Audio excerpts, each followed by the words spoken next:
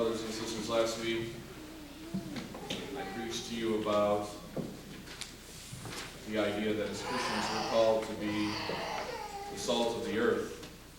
And unfortunately, too often, Christians end up misunderstanding that calling and being salt in the wounds of a hurting world.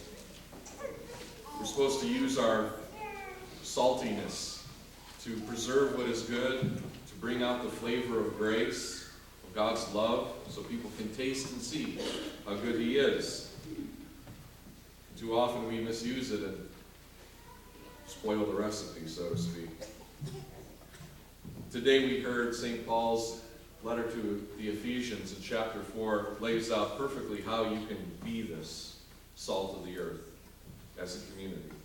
He says, I therefore, the prisoner of the Lord, beseech you to walk worthy of the calling with which you were called, with all lowliness and gentleness, with long-suffering, bearing with one another in love, and endeavoring to keep the unity of the Spirit in the bond of peace.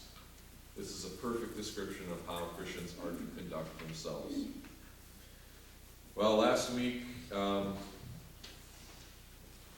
was a particularly good example of the problem of bad saltiness. As the country and the world wrestles with how do you respond to these incredible crises facing the world, these horrible, chaotic catastrophes. And it was sad.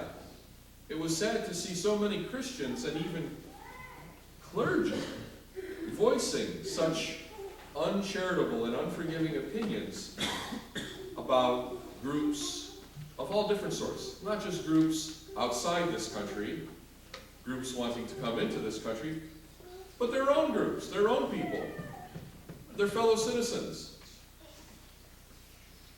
There were many low points and not many high ones. As friends who usually support one another and pray for one another and are kind to one another, suddenly we're now accusing each other and vast numbers and vast swaths of their fellow citizens of succumbing to fears and lies and demagoguery and being the worst that they could possibly be and being unworthy of being called Christian. You saw it. You know what I'm talking about, don't you? If you're not on any social media, then you don't know this, and you're living in happy bliss. Stay there. Stay there. You'll be happy.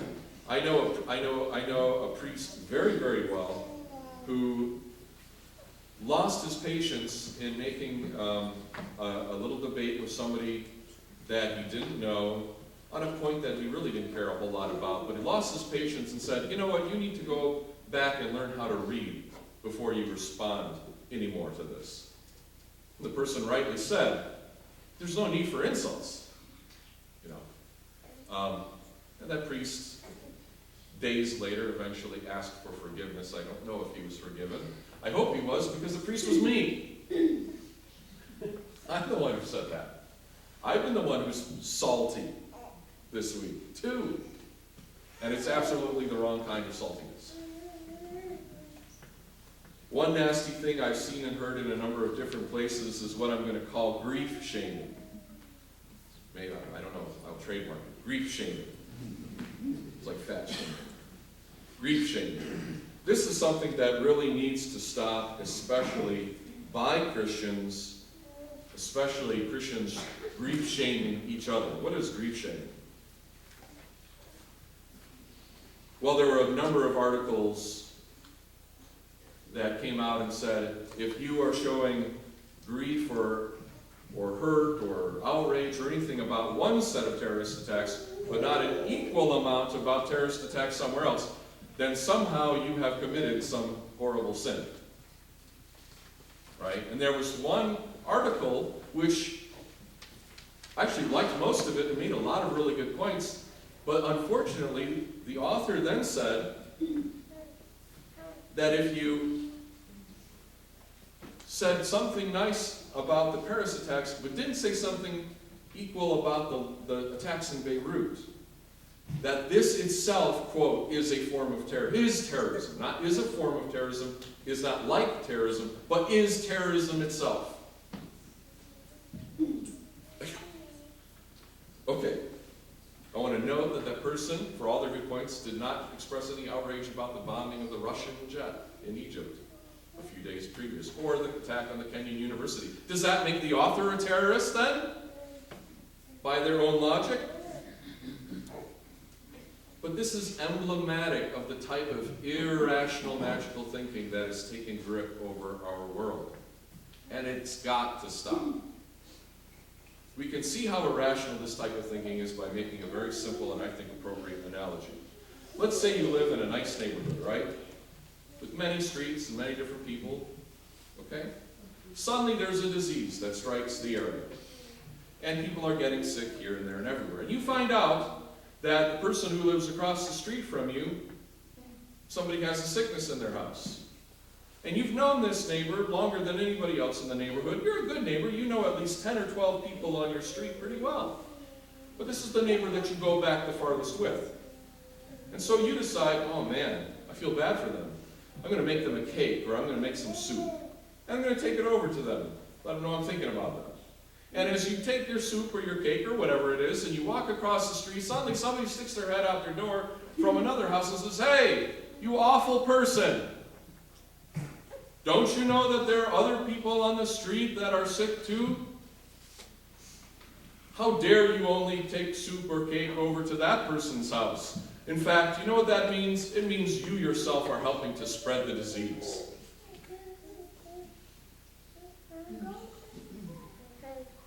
Now they could have said, hey, that's really awesome that you did that. Do you have any soup left? Because I know somebody else who's sick and I'd like to take some over for them. Or they could have said, hey, could I have the recipe for that cake? Because I want to make some cake and I want to share it with some people I know too. But they didn't say that. They said, you're a bad person in spreading disease. It's completely irrational. And it's completely unchristian. And what's the net result of this type of thinking? The net result is that you who made the soup or the cake, next time a disease comes around the neighborhood, you're not going to make anything. You're just going to stay in your house and lock the doors and hope it passes by. Because you're afraid of your neighbor. That's what happens. And that would be the worst thing to do. To do nothing. There may be some, for instance, who will say, we should not take any refugees from Syria under any circumstances. That's a cold and uncaring point of view. And Christians should take a stand against that point of view. But actually, I don't know anybody who's said such an absolutely uncaring thing. I've yet to meet somebody who says, under no circumstances should we take any. In spite of the fact that people are saying that this is what is being said. So it's more of a straw man argument. And I don't know anybody, on the other hand, who believes that we should take in all refugees under all circumstances at all times. Because that would be equally silly. It's reckless and irresponsible. And it's not how you maintain civil society effectively. So that's a straw man. Both positions, both extremes, are really irrational. They're not consistent with traditional American values or policy. They're not traditional even with the gospel, which calls us to love our neighbor. So how about we just hold off a second, slinging mud, and realize that the thing that people actually do believe is that we should take some refugees under some circumstances, and what we need to figure out is how much and how soon. And I think we could all agree to that. Instead of attacking each other out of fear and misunderstanding and miscommunication and hatred. That would be great. So if you are ready to stop living in the land of magical thinking, and you are ready to stop living in the land of fear and loathing, and come back to humanity and love your neighbor, the Orthodox Church of Antioch, I'm very pleased, is already working on a very intelligent response. through the Antiochian Archdiocese in this country and its Metropolitan Joseph, and through international Orthodox Christian charities, you can do something. You can make a cake or cook some soup, so to speak. You can be a good neighbor. Please, over the course of the next many weeks, not just stopping at Christmas when everyone forgets to be nice again, right? But over, as long as this crisis is unfolding and taking place, please consider a significant and regular contribution to IOCC for Syrian relief, as much as you are able to do.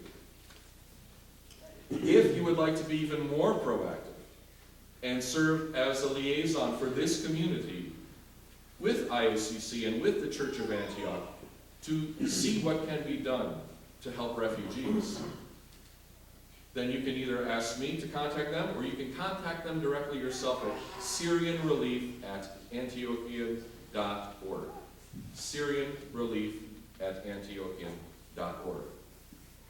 If you know you could host yourself a refugee family if and when they do come to this country, you may also contact SyrianRelief@Antiochian.org directly. What's the email address? I still don't have it. What is it? SyrianRelief@Antiochian.org. I will. Or just check it out on IOCC. You can do that too. If you wish to help support the settlement of refugees in this country, because IOCC does it overseas, you may also send a donation to the Antiochian Archdiocese directly, Antiochian.org. And if you are not able, for whatever reason, to do any of those things, please at least pray for these people, pray for the people doing the work and who are giving to give more, and to share the word with others around you so that they know what they can do. But under no circumstances is it okay to do nothing. Do not be the neighbor who hides in the house. Do not be like the soul that we hear about in the gospel, who builds up the barns for himself and says, wow, that's great, now I can take it easy, I can eat and drink and be merry, and forget the rest of the world. The Lord says, fool to that person. He got salty with them. Be rich towards God. Walk worthy of the calling in which you were called. In one hope, in one Lord, in one faith. Let God be not just above all, but in all and through you all. That in you and through you, he may bring the peace and the healing and the mercy that this world so desperately needs. Be the salt of the earth. Glory be